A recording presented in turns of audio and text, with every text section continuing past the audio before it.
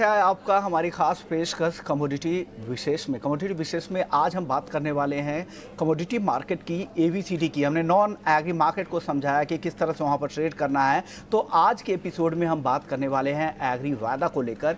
क्या एग्री वादा में जो नए ट्रेडर्स हैं वो कैसे शुरुआत करें, क्या उनको तैयारी करनी चाहिए, किस तरह से अपने बेसिक्स को क्लियर करना चाहिए, तमाम मुद्दों पर बात करेंगे। और आज हमारे साथ कमोडिटी एक्सपर्ट अनुज गुप्ता मौजूद है। अनुज जी, बहुत बहुत शुक्रिया, आपने वक्त दिया।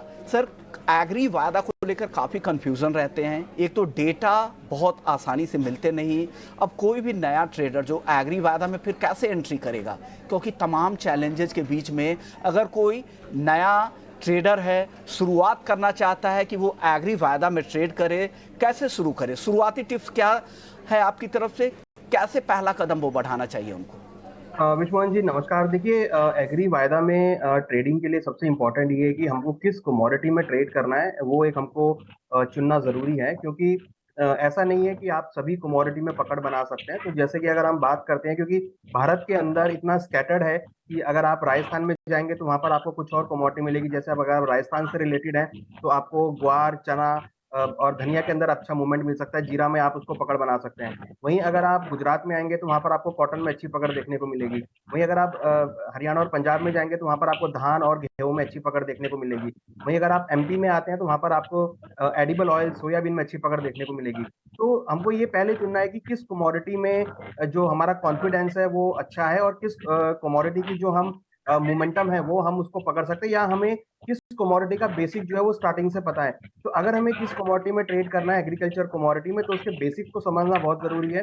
और हमको एक ऐसी कमोडिटी चुननी है जिसके बेसिक हम इजीली समझ पाए। क्योंकि एग्रीकल्चर कमोडिटी जो है वो एक बेसिक से अगर हम समझेंगे उसको तो ही हम उसके प्राइस को प्रिडिक्शन कर पाएंगे। क्योंकि जो एग्रीकल्चर कमोडिटी होती है ये बहुत डिफरेंट डिफरेंट लेवल पर वर्क करती है। जैसे अगर मानसून आएगा तो उसका अलग तरीके का बिहेवियर होगा, अराइवल आएंगी तो उसका अलग बिहेवियर होगा, वहीं अगर उसकी डिमांड सप्लाई मिसमैच होगी तो उसका अलग बिहेवियर होगा। तो हमें हर एक एग्रीकल्चर कमोडिटी के लिए उसकी डिमांड सप्लाई का पता होना बहुत जरूरी है। उसकी आवक कब आती है, उसकी सप्लाई कब आती है, और उसका इंपोर्ट एक्सपोर्ट पे क्या इंपैक्ट पड़ता है। तो ये जो डेटा है इसको समझना बहुत जरूरी है। तो इसलिए सबसे पहले हमारा ये काम होगा कि हमको जिस कमोडिटी में ट्रेड करना है पहले हम उस कमोडिटी को चुने, उसके बेसिक्स आइडिया को पढ़ें, और ऐसे कमोडिटी को चुने जिसको हम इजीली समझ सकते हैं। तो कहीं ना कहीं ये एक बेस लेवल पर हमको देखना पड़ेगा कि हमको किस कमोडिटी में ट्रेड करना है, और उसका जो बेस लेवल है या उसकी जो बेस नॉलेज है वो इंडिविजुअल को कितनी है। ओके, यानी अगर आप कमोडिटी ट्रेडिंग में नए हैं या शुरुआत करना चाह रहे थे, नए भी नहीं हैं, आपको एंट्री करनी है, आपने मन बना लिया है, तो सबसे पहले उस कमोडिटी के बारे में पढ़ाई करें, उसके एरिया के बारे में जाने कि वो किस एरिया की वो एग्री कमोडिटी है। फिर उन फसलों के बारे में सारी जानकारी इकट्ठा करें, उनके सोइंग से लेकर फ्लावरिंग तक, हार्वेस्टिंग से लेकर तमाम जो उनके जो डिमांड सप्लाई के जो नंबर्स है, तमाम मुद्दों पर पढ़े, फिर आप कोशिश करें। लेकिन एक बेसिक आपको बता दूं कि एनसीडीएक्स पर जो मौजूद वादा के, एग्री वादा के जो कॉन्ट्रैक्ट है वो अलग अलग पैक है। मसाले पैक में आपके पास हल्दी, जीरा और धनिया, ये 3 कॉन्ट्रैक्ट मौजूद है, जिसके फ्यूचर्स भी है और ऑप्शंस भी है। तेल तिलहन में कैस्टर है, रिफाइंड कैस्टर ऑयल है, कॉटन सीड ऑयल केक है। हालांकि अभी जो कुछ कॉन्ट्रैक्ट पर बैन लगा दिया गया सोया तेल, मस्टर्ड वगैरह पे, अगर वो वापस शुरू हो तो अलग चीज़ है, लेकिन अभी इन कॉन्ट्रैक्ट में ट्रेड होती है। ग्वार में, ग्वार का जो पैक है उसमें ग्वार सीड और ग्वारगम में ट्रेडिंग होती है, और ग्वार का इंडेक्स जो ग्वार एक्स है वहाँ पर ट्रेडिंग होती है। अन्य प्रोडक्ट जो एनसीडीएक्स पर मौजूद है उसमें कपास है, इसबगोल है, ग्राउंडनट है, कॉफ़ी है, स्टील है, कई सारे प्रोडक्ट है। हालांकि स्टील नॉन एग्री मार्केट का हुआ, हम एग्री मार्केट की बात कर रहे हैं, तो ये सारे प्रोडक्ट एनसीडीएक्स पर है। एमसीएक्स पर अभी जो 2 ही एग्री कॉन्ट्रैक्ट मौजूद है, एक एमसीएक्स कॉटन का और दूसरा है मेंथा ऑयल का। तो 2 एग्री वादा के कॉन्ट्रैक्ट वहाँ पर मौजूद है। सर, जब कोई भी ट्रेडर या निवेशक जिन्होंने मन बना लिया कि हमें एग्री वादा में ट्रेड करना है, प्रोडक्ट के बारे में उन्होंने जान लिया, इकोनॉमिक इंडिकेटर्स कौन कौन से इन एग्री कमोडिटी पर लागू होते हैं उसकी पढ़ाई कर ली, तब अगला कदम आता है ट्रेडिंग और डीमैट अकाउंट खुलवाने की। तो ट्रेडिंग और डीमैट अकाउंट खुलवाने के लिए क्या सबसे पहले देखना ज़रूरी होता है? क्या जो नए वायदा ट्रेडर होंगे, क्या उनके लिए आसानी से डीमैट और ट्रेडिंग खुलना आसान होगा, या उनकी हिस्ट्री देखी जाएगी, क्रेडिट हिस्ट्री देखी जाएगी? क्या क्या देखते हैं जब ब्रोकर्स का चुनाव कैसे करें? डिटेल में पूरी बात बताइए सर। देखिए जब आपने एक बेसिक आइडिया इकट्ठा कर लिया तो अब क्वेश्चन आता है कि आपको डीमैट अकाउंट और ट्रेडिंग अकाउंट ओपन करना पड़ेगा, क्योंकि जब हम फ्यूचर्स मार्केट में ट्रेड करते हैं, एग्री वायदा में ट्रेड करते हैं, तो उसके लिए इंपॉर्टेंट है कि आप एक ऐसे ब्रोकर का चुने जो एमसीएक्स और एनसीडीएक्स का मेंबर हो, क्योंकि एमसीएक्स के अंदर भी एग्रीकल्चर कमोडिटी है और एनसीडीएक्स के अंदर भी सभी एग्रीकल्चर कमोडिटी है। तो हमको एक ऐसे ब्रोकर का चुनाव करना है जो सबसे पहले मेंबर हो एमसीएक्स और एनसीडीएक्स का। और दूसरी सबसे बड़ी बात कि जो ब्रोकर होगा वो सेबी से रजिस्टर्ड होगा और एमसीएक्स और एनसीडीएक्स का मेंबर होगा। तो ये हम जाकर उसको क्रॉस वेरीफाई भी कर सकते हैं सेबी की साइट पर जाकर और एक्सचेंज की वेबसाइट पर जाकर भी।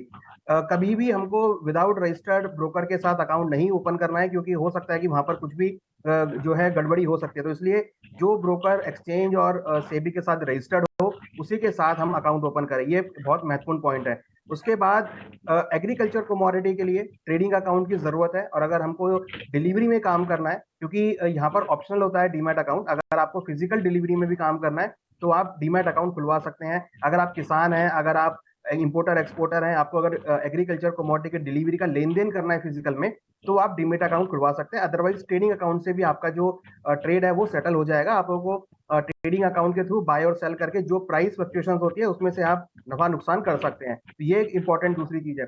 तीसरा पॉइंट ये कि आप ऐसा ब्रोकर चुने जो जिस एग्रीकल्चर कमोडिटी में आप काम कर रहे हो उस ब्रोकर की उस मंडी के अंदर प्रेजेंस हो, या उस एरिया के अंदर उसकी प्रेजेंस हो, जिससे कि आपको अगर फिजिकल डिलीवरी लेनी हो तो वो ब्रोकर इजीली प्रोवाइड करा सकते हैं। हालांकि अब तो जीएसटी आने के बाद बहुत इजी हो गया है, तो ऐसे ब्रोकर का चुने जो आपको ये डिलीवरी वाली जो फैसिलिटी है वो आपको प्रोवाइड करा सके। और एक चौथा मेन पॉइंट कि आप ऐसे ब्रोकर का चुने जो आपको ट्रेडिंग अकाउंट से रिगार्डिंग जो भी सर्विसेज है, आपके फंड का पे इन पे आउट, आपको पूरी रिस्क मैनेजमेंट, आपको पूरी नॉलेज, आपको पूरे प्रोडक्ट के बारे में नॉलेज दे, ऐसे ब्रोकर को आप चुने।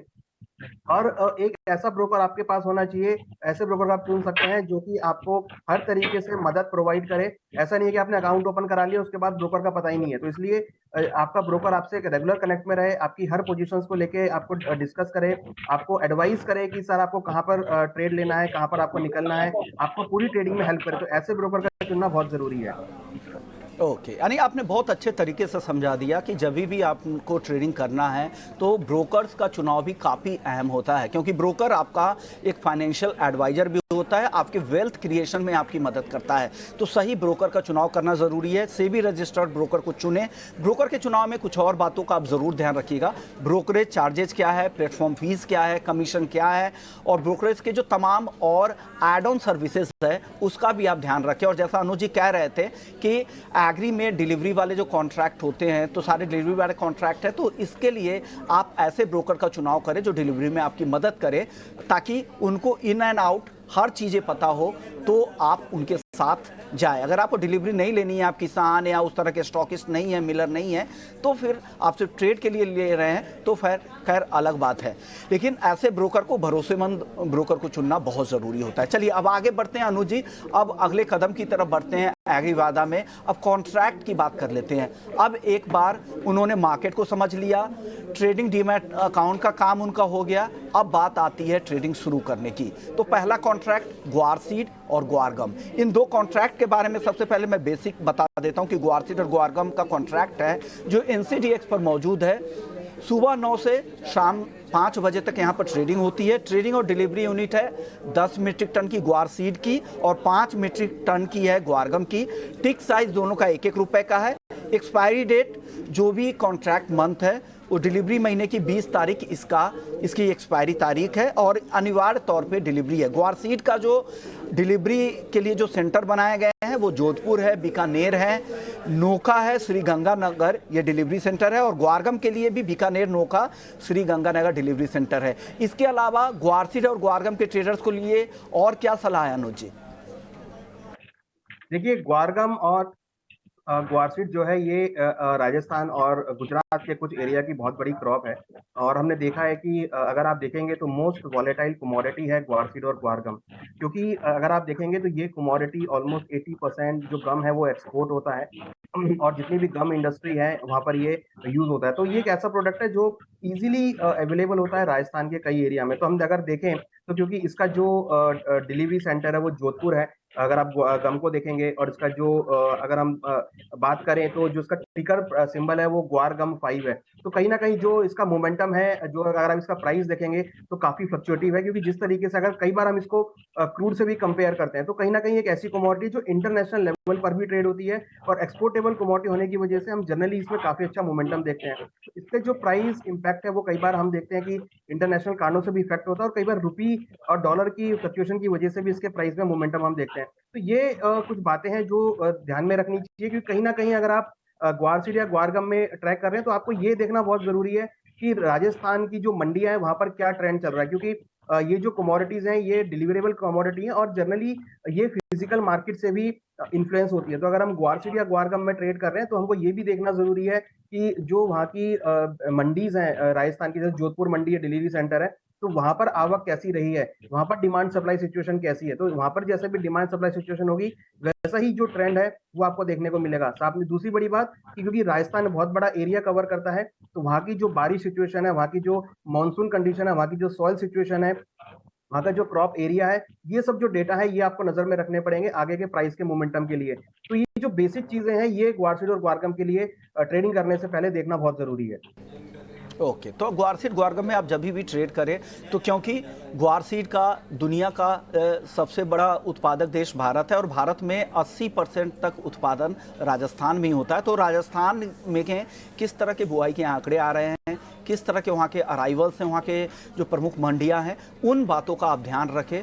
ट्रेडिंग से पहले इन आंकड़ों पर नज़र रखेंगे तो आपके लिए ट्रेडिंग में आसानी होगी। ग्वार सीड और खास करके इसका जो बाई प्रोडक्ट ग्वारगम है, इसके बारे में बता दूं, इसका मल्टीपर्पज़ इंडस्ट्रियल यूजेज है। तमाम तरह की इंडस्ट्री हो, चाहे वो एफएमसीजी कंपनियां हो, ऑयल एंड गैस हो, पेपर, टेक्सटाइल, तमाम तरह की हेल्थ केयर इंडस्ट्री, तमाम जगहों पे इसका इस्तेमाल किया जाता है। चलिए अब आगे बढ़ते हैं और मसालों की बात कर लेते हैं। और मसालों में जो एक अहम कॉन्ट्रैक्ट है वो है जीरा, जहां पर जबरदस्त माहौल है, जबरदस्त तेजी का रुख चल रहा है पिछले कुछ समय से।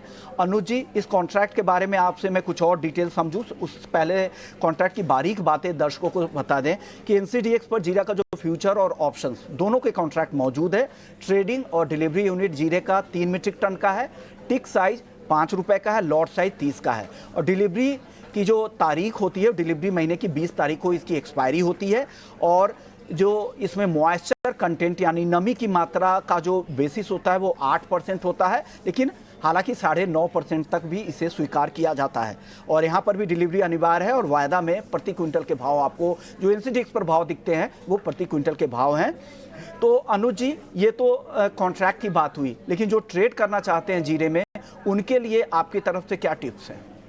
देखिए, ये कमोडिटी ऐसी है जो पिछले 3 सालों में अगर आप देखेंगे तो काफी इंक्रीज हुई है। अगर हम डेटा वाइज देखें तो 2021 में ये करीबन 28% बढ़ी थी, 2022 में ये कमोडिटी करीबन 92% इंक्रीज हुई है और अगर आप देखेंगे 2023 में अभी तक ये करीबन 91% बढ़ चुकी है। तो अगर आप देखेंगे तो ऑलमोस्ट ये जो कमोडिटी है ये करीबन 200% के आसपास ये मार्केट जो है इसका बढ़ चुका है पिछले 3 सालों में। तो काफी वॉलेटाइल होने की वजह से, और सबसे बड़ी बात क्या है, क्योंकि ये भी एक ऐसा कमोडिटी है जो स्पाइसेस में सबसे ज्यादा रनअप लेती है और ये कमोडिटी ऐसी है जो कि हम डोमेस्टिक यूज भी काफी होता है और उसका एक्सपोर्ट भी काफी होता है। तो कहीं ना कहीं जब भी हम जीरा में ट्रेड करें तो एक्सपोर्ट फिगर को देखना बहुत जरूरी है, साथ में ये भी देखना बहुत जरूरी है कि डोमेस्टिक डिमांड कैसी है।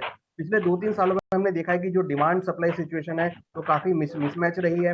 क्रॉप में उतनी ज्यादा प्रोडक्शन देखने को नहीं मिली जितनी डिमांड यहाँ बढ़ती हुई दिखाई दी है। तो उसकी वजह से हमने देखा कि जीरा के जो प्राइस है वो काफी स्काई रॉकेट होते हुए दिखाई दिए। तो कहीं ना कहीं हमको ये देखना बहुत जरूरी है कि अगर हम जीरा में इन्वेस्टमेंट कर रहे हैं क्योंकि प्राइस काफी बढ़ गए हैं, क्योंकि ये एक वायदा मार्केट है, तो वायदा मार्केट में जो हम इन्वेस्टमेंट करते हैं वो मार्जिन होता है। तो हमको ये देखना जरूरी है कि पर्टिकुलर जो कमोडिटी हम ट्रेड कर रहे हैं उसमें कितना मार्जिन लग रहा है। कहीं ऐसा तो नहीं है कि आपने कमोडिटी में पैसा लगा दिया उसमें मार्जिन काफी ज्यादा लग रहा है या काफी कम मार्जिन लग रहा है। तो मार्जिन जो है वो हमारा इन्वेस्टेड अमाउंट होता है। तो अगर हम जीरा या किसी स्पाइस में ट्रेड कर रहे हैं तो हमको ये देखना भी जरूरी है कि हमारा उसमें जो इन्वेस्टमेंट है वो कितना जा रहा है, हमारा मार्जिन कितना उसमें ब्लॉक हो रहा है और उसके बाद कितना रिटर्न आपको देखने को मिलेगा। तो ये जो चीजें हैं ये हमको जीरा में देखना चाहिए, क्योंकि जीरा के प्राइस बढ़ने की वजह से मार्जिन भी जो है वो धीरे धीरे बढ़ जाता है। तो ये भी देखना कि अगर किसी कमोडिटी का प्राइस बढ़ गया है तो उसका मार्जिन भी बढ़ जाएगा। अगर हम जीरे को देखें तो यहाँ पर हमने जिस तरह का एक रन अप देखा है पिछले 3 सालों में, हमें लगता है कि आगे भी चलकर आपको कहीं न कहीं ऐसी वॉलेटिलिटी देखने को मिलेगी।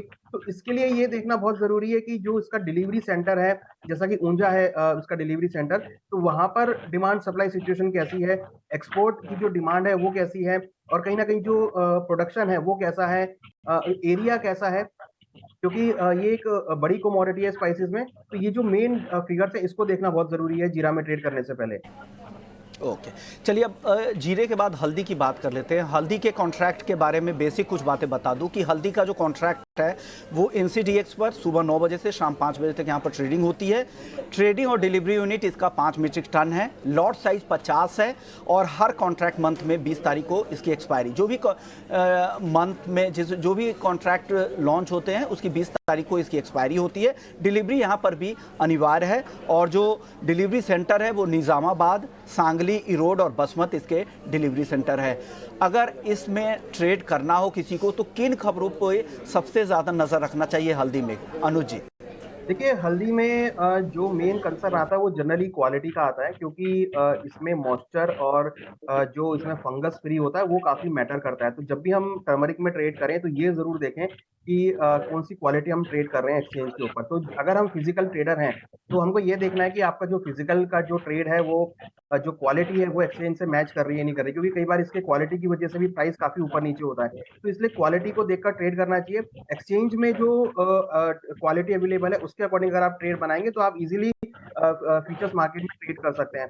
वहीं अगर आप हल्दी को देखें तो क्योंकि ये भी एक एक्सपोर्टेबल आइटम है, एक्सपोर्ट यहाँ पे काफ़ी होता है, तो इसलिए इसका एक्सपोर्ट पे फिगर देखना भी बहुत ज़रूरी है। और कहीं न कहीं इसका उपयोग जो है वो मेडिसिन में काफ़ी होता है। तो अगर हम टर्मरिक में ट्रेड कर रहे हैं तो हमको ये भी देखना है कि उसका मेडिसिन में मेडिकल इंडस्ट्री में कितना डिमांड है, जिससे उसका हम प्राइस देख सकें।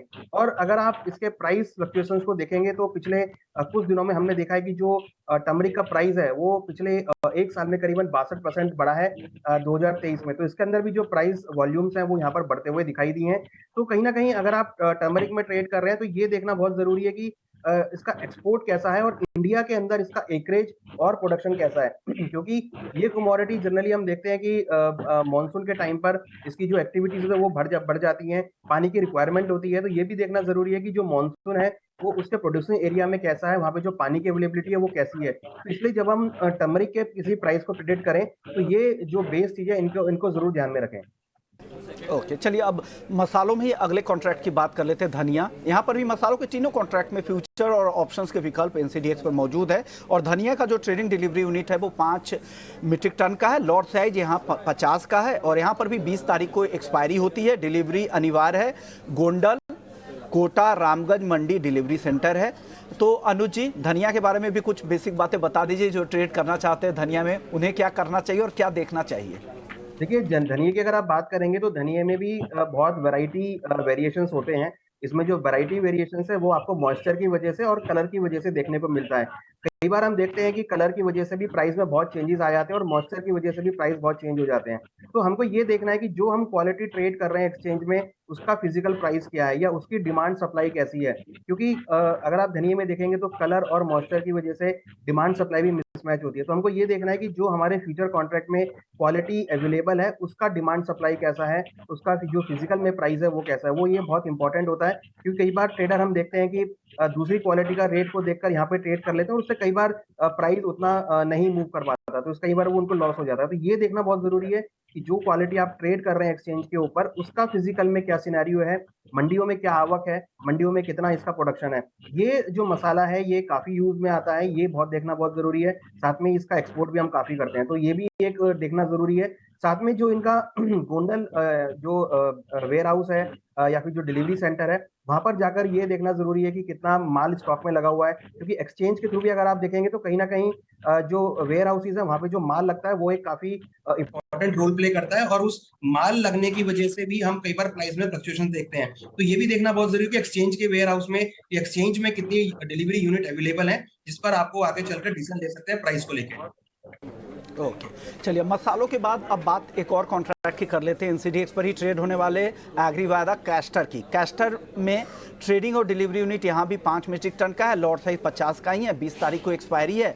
और जो इनके लिए जो डिलीवरी सेंटर है वो डीसा, कड़ी, पाटन, भावर डिलीवरी सेंटर है कैस्टर कैस्टर के लिए। कैस्टर के बारे में कुछ बारीक बातें कम शब्दों में अनुज जी।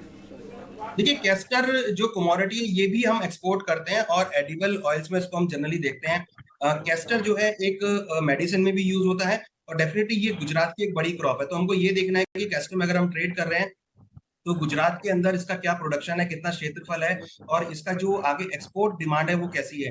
कहीं ना कहीं हम अगर देखें तो जनरली हम देखते हैं कि जब भी एडिबल ऑयल्स में मोमेंटम हम देखते हैं तो कैस्टर के अंदर भी अच्छा खासा मोमेंटम आता है। तो आप अगर कैस्टर को ट्रेड कर रहे हैं तो इंटरनेशनल सिनेरियो को जरूर देखें, साथ में एडिबल ऑयल के प्राइसेस को जरूर देखें और कहीं ना कहीं जो है डोमेस्टिक डिमांड वो यहाँ पर भी काफी अच्छा रोल प्ले करती है, तो डोमेस्टिक डिमांड को जरूर देखें, तो उससे आपको आइडिया लगेगा कि कैस्टर का जो भाव है वो किस डायरेक्शन में जा सकता है और डेफिनेटली जो इसकी आवक है या फिर जो इसका ऑयल कंटेंट है, क्योंकि कैस्टर एक बीज की तरह होता है, फिर उसमें से ऑयल निकलता है, तो ये देखना बहुत जरूरी है कि जो क्रॉप बनी है उसमें से कितना ऑयल एक्सट्रैक्ट हो रहा है। तो कहीं ना कहीं उससे आइडिया लगेगा कि जो इसका प्रोडक्शन है कैस्टर ऑयल का वो कितनी मात्रा में होता हुआ दिखाई दे रहा है, उससे हम आइडिया लगा सकते हैं कि जो प्राइस है वो किस डायरेक्शन में जा सकता है।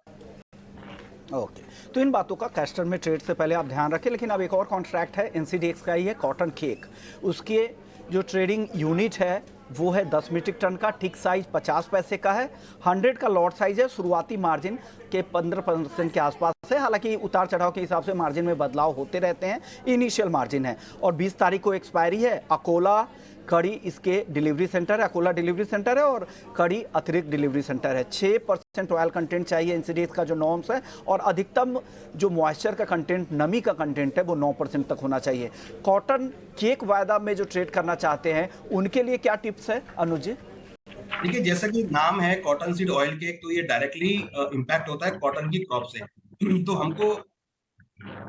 तो हमको ये देखना है कि भारत के अंदर कॉटन की क्रॉप कैसी है और साथ में ये देखना है कि जो, क्योंकि ये कैटल फील्ड है, तो हमको ये देखना है कि जो पशु चारे की डिमांड है, क्योंकि कहीं ना कहीं भारत के अंदर हम देखते हैं कि ट्रेडिशन ये भी बना हुआ है कि हरे चारे को जनरली यूज करते हैं। तो अगर हमको पशु की गुणवत्ता को बनाना है, अगर हमको दूध की गुणवत्ता को बनाना है, तो कॉटन सीड ऑयल केक का जो सेवन है वो पशुओं के लिए बहुत जरूरी होता है। तो ऐसी स्थिति में ये देखना है कि कितना डिमांड जो है कॉटन सीड ऑयल केक का है और कहीं ना कहीं जो कॉटन की क्रॉप है वो भी एक इंपॉर्टेंट रोल प्ले करती है, क्योंकि ये कॉटन की क्रॉप से एक्सट्रैक्ट होता है। तो हमको ये देखना है कि कॉटन सीड ऑयल केक में करते हुए कि आगे चलकर, जैसे हम अगर हम मानसून में हम चल रहे हैं तो आइडिया लगाएं कि आगे चलकर कितनी कॉटन की क्रॉप हो सकती है और उससे कितनी मात्रा में कॉटन सीड ऑयल केक जो है वो निकलता हुआ दिखाई देगा। और फिर फाइनली कि उसकी जो डिमांड है, उसका जो ऑयल कंटेंट है, क्योंकि ये डिपेंड होता है कि अगर पशु इसको खाते हैं तो उनकी जो गुणवत्ता है मिल्क के अंदर वो बढ़ती हुई दिखाई देती है। तो ये देखना है कि कॉटन सीड ऑयल केक में जो उसकी क्वालिटी है वो कैसी है, जिससे कि अगर पशु उसको खाते हैं तो डिमांड अच्छी बढ़ सकती है। तो डिमांड और सप्लाई का जो मिसमैच है कॉटन सीड ऑयल केक में बहुत बहुत जरूरी है। और साथ में कॉटन की क्रॉप का जो प्रोडक्शन है इंडिया के अंदर, क्योंकि कॉटन एक्सपोर्ट भी होता है, तो ये भी देखना है कि कॉटन का जो होल स्ट्रक्चर है, चाहे वो एक्सपोर्ट को लेकर हो चाहे डोमेस्टिक डिमांड को लेकर हो, वो कैसा है, उसके बेस पर हम आइडिया लगा सकते हैं कि कॉटन ऑयल केक की जो प्राइसेस हैं वो किस डायरेक्शन में जा सकते हैं। एक और कॉन्ट्रैक्ट एमसी पर ही ट्रेड होने वाले हैं, मेंथा ऑयल का वायदा, जहां पर सोमवार से शुक्रवार सुबह 9 से शाम 5 बजे तक ट्रेडिंग होती है एमसीएक्स पर मेंथा ऑयल की। कॉन्ट्रैक्ट महीने के पहले कारोबारी दिन शुरुआत और आखिरी दिन इसकी एक्सपायरी होती है। ट्रेडिंग यूनिट 360 किलोग्राम का है, टिक साइज 10 पैसे है और यहाँ पर भी डिलीवरी अनिवार्य है। 50,000 रुपये के शुरुआती मार्जिन से भी आप ट्रेड इसमें कर सकते हैं। और पैकेजिंग का जो नियम है, 20 किलो के ड्रम में 180 किलो मेंथा ऑयल रहता है। और क्वालिटी नियम, मेंथॉल कंटेंट मिनिमम 78% रहना ज़रूरी है, किसी तरह की मिलावट भी नहीं होनी चाहिए। चंदौसी, संभल, रामपुर, बाराबंकी के मंडियों के स्पॉट प्राइस को रेफरेंस के तौर पर देखा जाता है। इसके अलावा मेंथा ऑयल के ट्रेडर को और क्या सलाह देंगे अनुज जी, छोटे शब्दों में बताइएगा। देखिए, मेंथा ऑयल एक ऐसा प्रोडक्ट है जिसको हम डेली यूज में यूज करते हैं। हमारे जितने भी मेंथा की जो आइटम्स होती हैं घरों में, चाहे पेस्ट हो चाहे पेन किलर हो, सभी के अंदर ये मेंथा का फ्लेवर देखा जाता है।